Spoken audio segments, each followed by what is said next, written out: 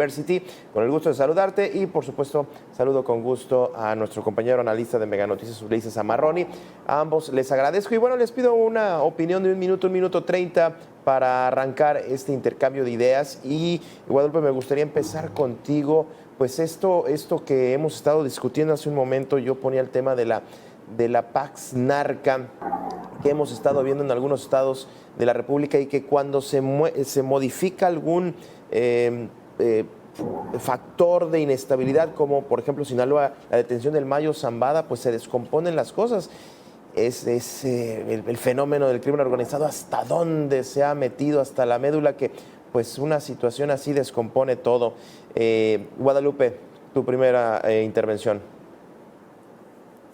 Por supuesto, es una situación muy frágil el hacer alianzas con algunos grupos del crimen organizado, porque va a venir otro grupo del crimen organizado y bueno, esto realmente pone a la sociedad en jaque. Eso pasa en muchas partes del país. Estoy viendo esto, por ejemplo, en el estado de Sinaloa, obviamente, en el estado de Sonora también, que hemos estado ahí y vemos cómo esta Pax Narca solamente dura muy poco tiempo, ¿no? Y movimientos forzados de personas, en el estado de Sinaloa, en la ciudad de Culiacán, vuelos que se cancelan, incendios de propiedades, de negocios, emboscadas, es tremendo, ¿no? Igual en el estado de Sonora, en la región de Caborca, Altar, Guaymas, Ciudad Obregón, Santana. Es impresionante lo que sucede. En algún momento fueron estados donde hubo un poco más de estabilidad.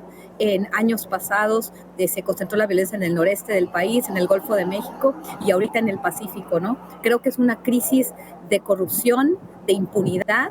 A nivel local no se han desarticulado las redes de protección, donde empresarios criminales y políticos también tienen que ver con la delincuencia organizada y no solamente es narcotráfico.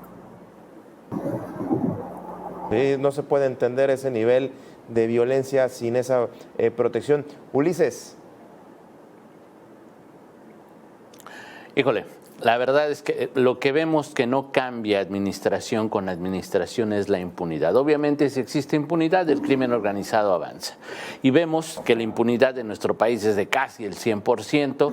Vemos que la estrategia de seguridad sí contempla muchas cosas, pero realmente este tema de los desplazados, el tema que realmente afecta a las comunidades desde la base, desde los pobladores que viven en las periferias, eso nadie lo contempla.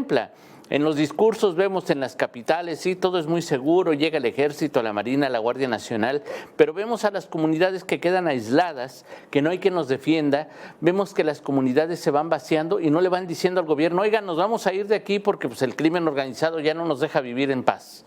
No, simplemente todos se van en silencio. Y es precisamente la falta de una estadística clara la que nos lleva a especular. Hay diferentes ONGs que especulan que el año pasado eran casi 9,000 las personas desplazadas en el país. Este año no sabemos cuántas realmente puedan ser. Obviamente, si el gobierno federal tiene un estimado, si los gobiernos estatales saben algo, pues no lo van a decir, porque obviamente la realidad es más grave de la que se puede uno imaginar, porque vemos la operación de los cárteles en las zonas rurales, vemos la operación de los cárteles en las brechas, en el campo, en prácticamente todos los estados, sí, muchas zonas urbanas quedan lejos de la violencia, pero los que la viven todos los días, los que pagan piso, los que tienen que soportar precisamente el actuar del crimen organizado, son las zonas periféricas, las zonas rurales, las comunidades más apartadas de los estados. Ya.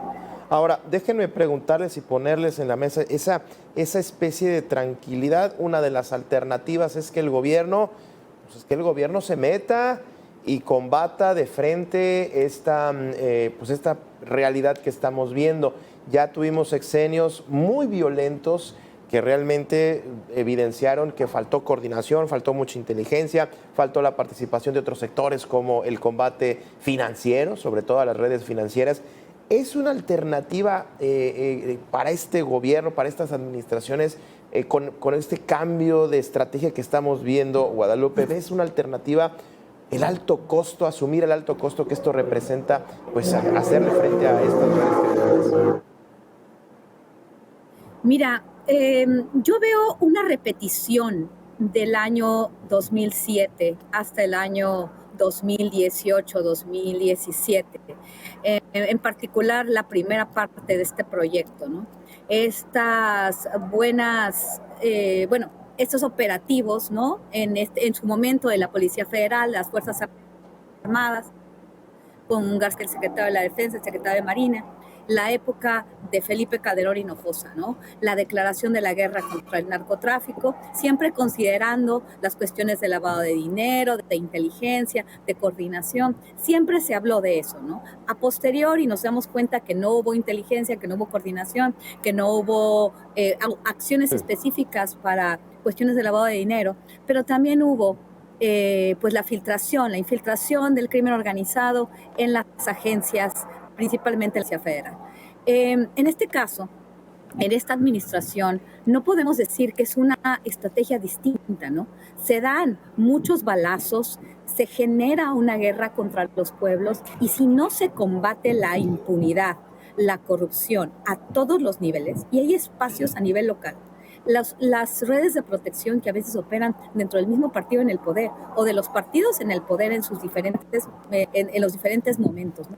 ¿Cuál es el papel de algunos, de algunos actores que ahorita tienen fuero, ¿no? Que no se han desligado y de protección, si no se hace una operación muy consistente, no nada más dando balazos en todo sentido, ¿no? No solamente con los decomisos, con las detenciones. Claro. Ya vimos esta película.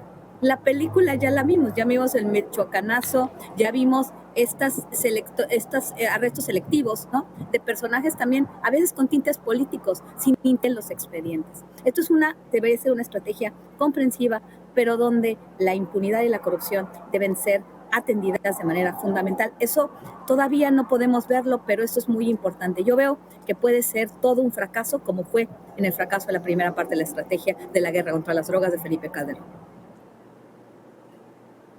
Claro. Denme oportunidad de ir a la pausa, Guadalupe, Ulises, y pongo un tema. Hablabas hace un momento sobre el desplazamiento. ¿Cuál es el efecto social que provoca el desplazamiento? Que una familia termine. Veía un documental muy interesante de periodistas desplazados, un documental que lo he comentado aquí, que se llama Silencio. Imagínense el daño que provoca que no haya periodistas que puedan retratar, que puedan criticar, que puedan señalar lo que se está haciendo mal y que pues, el crimen organizado coopte completamente todas las áreas de una ciudad. Voy a ir a la pausa y precisamente regresamos. ¿Cuál es el efecto social que provoca el desplazamiento? Pausa y regresamos. Sé que tienes una agenda apretada y agradecemos infinitamente que estés con nosotros. Por eso me gustaría que te despidieras dándonos una conclusión. Y yo preguntaba hace un momento, ¿cuál es la consecuencia social, el impacto social que tiene el desplazamiento de personas frente al crimen organizado? Guadalupe. Pues es tremendo, es terrible. Como dije, tuve la oportunidad de viajar a la región de Altar y la región de Caborca, donde la gente pues ya está pensando en irse, algunas ya se han ido, porque han tenido pues muy mala, pues han visto cómo sus familiares, sus seres queridos, algunos conocidos, pues han sido asesinados, han sido desaparecidos. Desintegra comunidades, y bueno, hay personas que incluso están diciendo que venga Donald Trump, el enemigo de su enemigo no es su amigo, pero ellos están desesperados. Entonces, esta desesperación puede apoyar proyectos pues totalitarios, autoritarios, proyectos que van a generar más muerte al final, porque pues esta desesperación que está desintegrando las familias, que abarata las tierras, que siempre es tremendo, ¿no? Creo que esto no está sucediendo simplemente en Sinaloa, está sucediendo en Guerrero, en Michoacán, en Chiapas, en Sonora, en Baja California, en Zacatecas, en muchísimas partes de México donde la gente está pensando ya no estar donde está, donde los migrantes ahora se ven más en los albergues, no solamente se ve gente de Centroamérica o de Sudamérica o de otras partes del mundo, sino se ven muchos mexicanos que están en los Estados Unidos y explicando porque realmente son víctimas de la violencia. Es un problema social de dimensiones que no creo que con una repetición de la estrategia de seguridad como la vimos en el sexenio de Felipe Calderón Hinojosa, con resultados pues muy negativos, vamos a poder, ¿no? Creo que deberíamos de ver más que balazos, más que arrestos y decomisos, sin ver realmente un esfuerzo para hacer frente al problema de corrupción y de impunidad que tenemos en el país. Infinitamente agradecidos, Guadalupe. Gracias por haber estado con nosotros. Yo retomo a Ulises. Tú ponías el tema, insistías en la impunidad. ¿Qué estás observando en las consecuencias? ¿Qué te gusta a un año, 6 meses? Es esto que yo decía hace un momento, la desesperación que puede llegar a provocar que de estos perfiles de los extremos, ya sea de la extrema derecha o de la extrema izquierda, lleguen y aprovechen. Ulises, pero primero vamos a ir, Ulises, te pido que nos esperes un momento porque se acaba de anunciar en estos momentos que quien fue candidato a la presidencia de la República, Jorge Álvarez Maínez, pues se asumirá ya como nuevo dirigente de Movimiento Ciudadano. Vamos a la conferencia de prensa que en este momento se está desarrollando. Bueno, vamos a ello. Nuestra fuerza es la fuerza de la alegría. Pero además... Ulises, te retomo para ir cerrando este tema y conocer tu opinión sobre cuál sería el impacto social que deja el desplazamiento forzado que provoca el crimen organizado en las comunidades. ¿Cómo lo estás observando? ¿Qué consecuencias tendrá?